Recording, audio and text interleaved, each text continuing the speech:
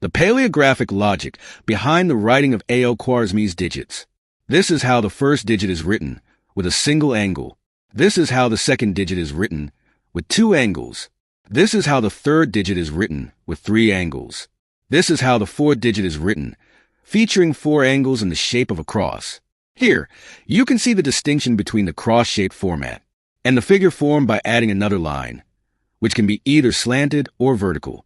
The small, customized abacus serves to count in both base 5 and base 10. The beads on the lower deck are used to count in base 5. The beads on the upper deck are used to count in base 10. A bead on the lower deck represents a value of 5. This bead also represents the base value of 5, but an upward slanting line has been added. Another variation of this bead, also with a base value of 5, is modified by the addition of 2 upward slanting lines. A bead on the upper deck represents a value of 10. These beads also represent the value of 10, but the value can be reduced by the addition of a downward slanting line. Another variation shows the value of 10 reduced further by adding 2 downward slanting lines. This image represents a small abacus with its beads formatted as mirror images. The 3 beads on the top deck, marked with their diminutive lines, are designed as mirror images of the 3 beads on the bottom deck, which are marked with additive lines. Each bead in this small abacus is drawn to represent a numeric ideogram, ultimately forming specific numerals: 5, 6, 7, 8, 9, and 10. This central structure of the abacus is called the beam. The numeric ideogram for the digit 5 originates from the representation of the small abacus. It is constructed by first drawing a horizontal beam of the abacus, followed by a vertical line descending towards a bead that represents the abacus rod.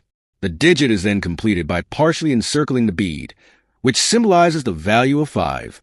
The numeric ideogram for the digit 6 is derived by first encircling a bead representing the value of 5 and subsequently adding an upward slanting line to denote the additional unit.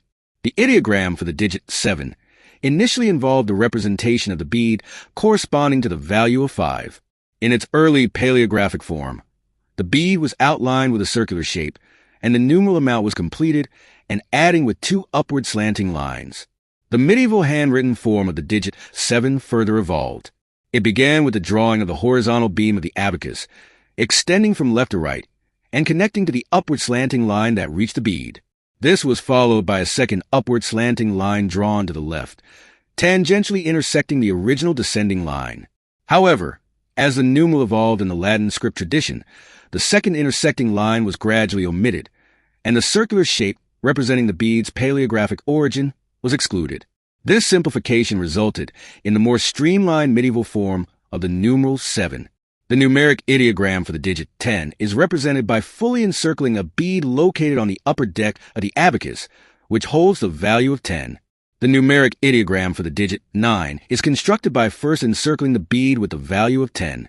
A downward slanting line is then written to signify a reduction in the bead's value, resulting in the representation of 9. The numeric ideogram for the digit 8 begins with the encirclement of the bead representing the value of 10. Subsequently, 2 downward slanting lines are drawn to indicate a further reduction in value. The ideogram is finalized by connecting the lower ends of the 2 lines in a continuous, fluid motion, completing the representation of 8. Author, the Menezes Lyra, R. Born in 1959 at Recife City, Brazil.